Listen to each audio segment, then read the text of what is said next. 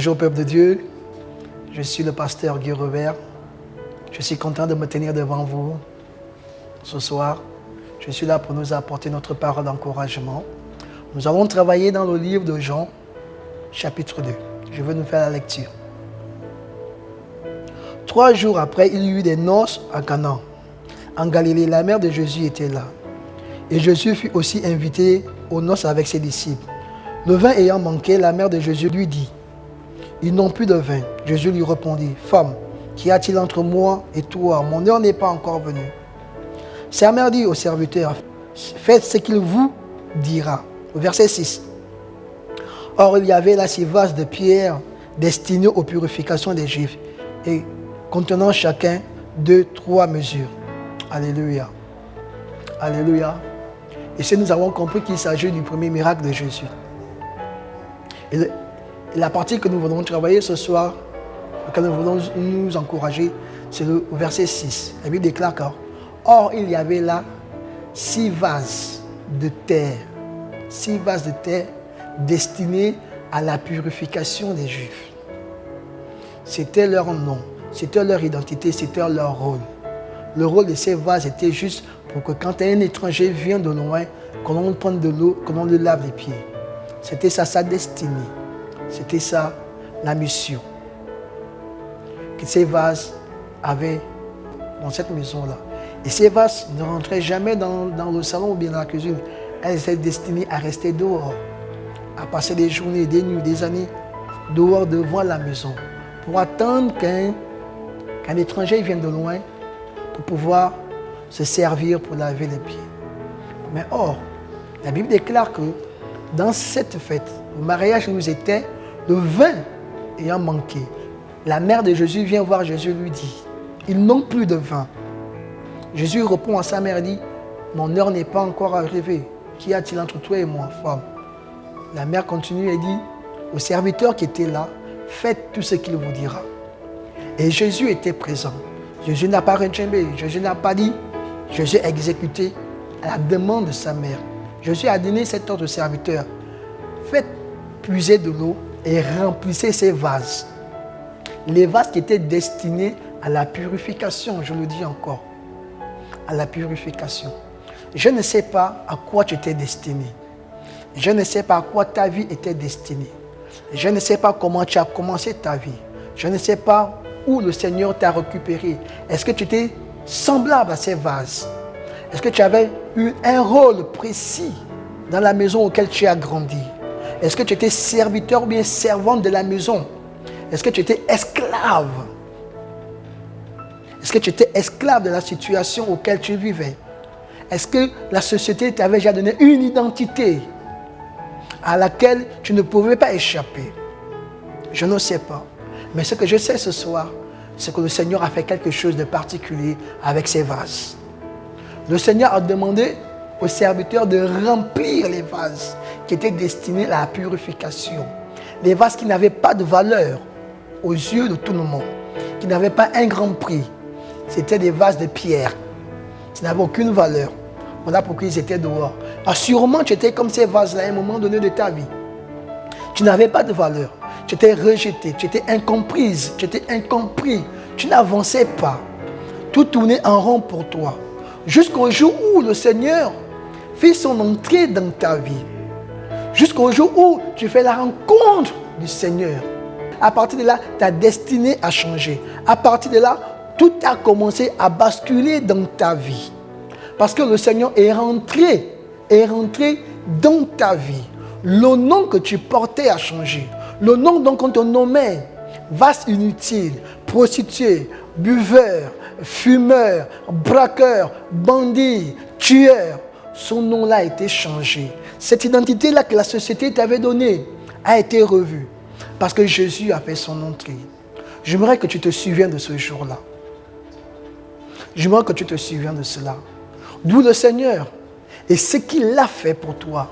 Comment le Seigneur a intervenu dans ta vie. Là où le Seigneur t'a récupéré. Dans la position à laquelle tu étais. Tu étais sûrement dans un foyer partagé. Et comment le Seigneur est venu restaurer ce foyer-là. Le Seigneur est venu restaurer ton témoignage. Ton témoignage était mauvais. Tu n'avais pas de sens, tu n'avais pas de but. Mais le Seigneur est intervenu. J'aimerais que tu te souviennes, que tu te rappelles que c'est grâce au Seigneur que tu es sorti de cette situation. C'est grâce au Seigneur que ton nom aujourd'hui a une valeur, a une renommée. C'est grâce au Seigneur que la société ne te pointe plus du doigt négativement. Aujourd'hui, j'aimerais que tu te souviennes, que tu te rappelles que le Seigneur a fait. Quelle que soit la situation qui se dresse devant toi actuellement, quelle que soit la difficulté que tu vis maintenant, souviens-toi que le Seigneur a changé ton identité. Souviens-toi que le Seigneur a changé ta vie. Souviens-toi que le Seigneur a changé ton nom. Que le nom que tu portais avant n'est plus le même nom que tu portes aujourd'hui. S'il l'a fait déjà pour toi, il le fera encore pour toi aujourd'hui. N'aie pas peur, ne baisse pas les bras. Si la situation semble difficile devant toi, oh, je vais t'encourager à te dire ceci. Prends ta force, relève ta tête, regarde vers le ciel. Il y a quelqu'un qui t'aime. Il y a quelqu'un qui a un regard sur toi. Fais-le confiance. Il agira.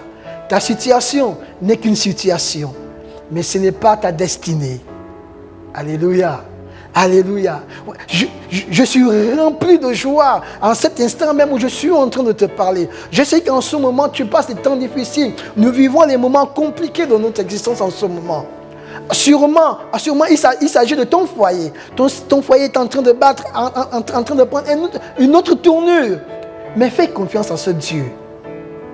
Regarde comment il a agi. Souviens-toi de là où il t'a pris et ce qu'il a fait de toi aujourd'hui. C'est un Dieu fidèle.